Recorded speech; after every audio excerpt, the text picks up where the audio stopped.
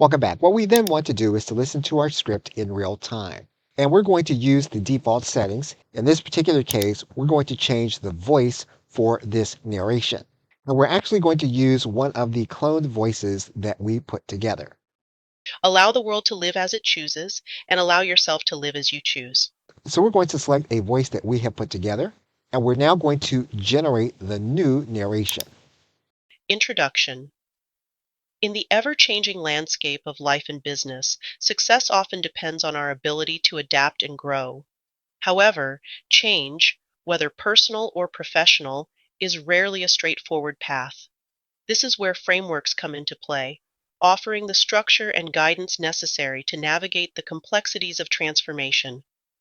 A framework is essentially a set of principles or a system of ideas that provides a methodical approach to solving problems.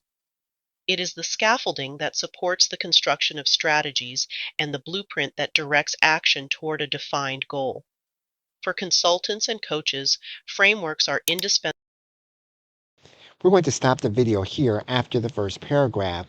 And we're going to allow the entire speech to be generated here inside of 11 Labs.